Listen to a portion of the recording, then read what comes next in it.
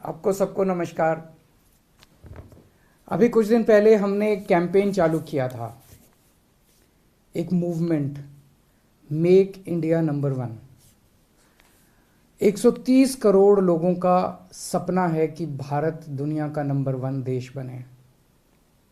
लोगों का प्रश्न है कि हमें आज़ाद हुए 75 साल हो गए, फिर भी भारत पिछड़ा क्यों रह गया? कितने देश हमसे आगे निकल गए। आज जब दुनिया में कहा जाता है कि भारत एक गरीब देश है, भारत एक पिछड़ा देश है, बहुत तकलीफ होती है। 130 करोड़ लोगों का सपना है कि भारत दुनिया का नंबर वन देश बने, भारत एक विकसित देश बने, भारत अमीर देश बने, भारत सर्वश्रेष्ठ देश बने, भारत शक्तिशाली देश बने। 130 करोड़ लोगों का सपना है। 75 साल में इनके भरोसे आज भारत, इन्हीं लोगों की वजह से, इन्हीं पार्टियों, इन्हीं नेताओं की वजह से भारत पिछड़ा रह गया।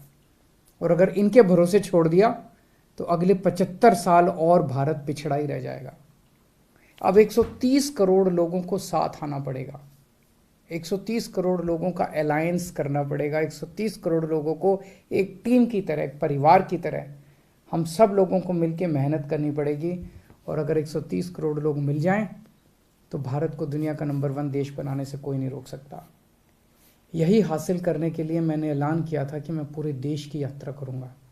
मैं हर राज्य में जाऊंगा, लोगों से मिलूंगा और लोगों को इस मूवमेंट से, इस आंदोलन से, इस कैंपेन से जोड़ने की कोशिश करूंगा। कल मैं इसकी शुरुआत कर रहा हूँ। सबसे पहले मैं अपने जन्म स्थान पे जा रहा हूँ, हरियाणा में, हिसार में। मैं हिसार में पैदा हुआ था। हिसार में एक गांव है, हिसार के पास सिवानी, वहाँ पे पैदा हुआ था।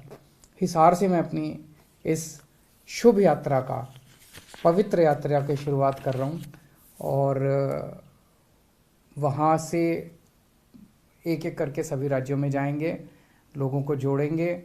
जो लोग इस आंदोलन से जुड़ना चाहते हैं, make India number one campaign से, हमारे को इस नंबर पे मिस कॉल करके आप जुड़ सकते हैं। 95100100 95100100 इस नंबर पे मिस कॉल करें और आप हमारे साथ जुड़ जाएंगे।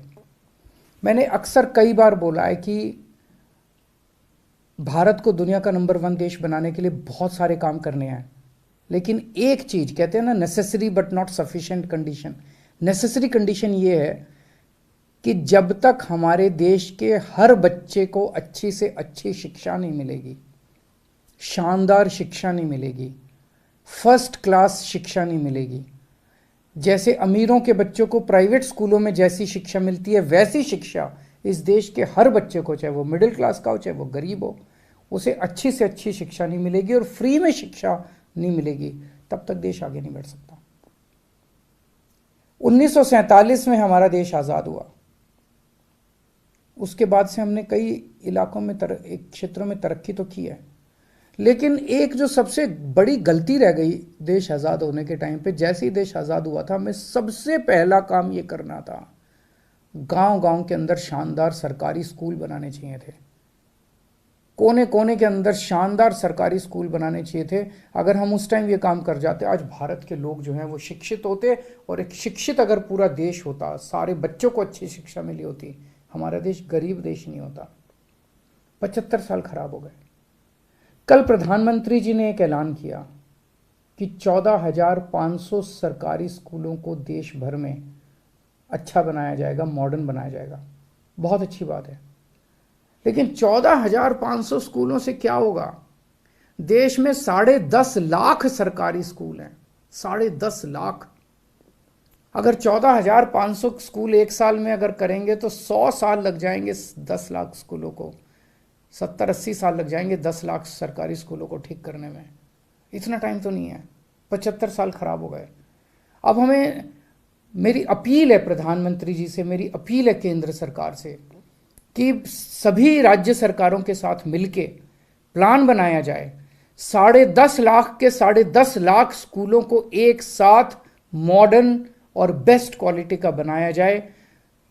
एक साथ बनाया जाए और कोशिश ये की जाए कि 5 साल के अंदर हम ये हासिल कर सकें। जब तक हमारा देश के बच्चों को अच्छी शिक्षा नहीं मिलेगी तब तक देश आगे नहीं बढ़ सकता। आप दुनिया का कोई भी डेवलप्ड कंट्री उठा के देख लीजिए, कोई भी विकसित देश उठा के देख लीजिए, जापान है, फ्रांस है, यूरोप का कोई भी देश है, इंग्लैंड है, अमेरिका है, कनाडा है, कोई भी उठा के देख लो।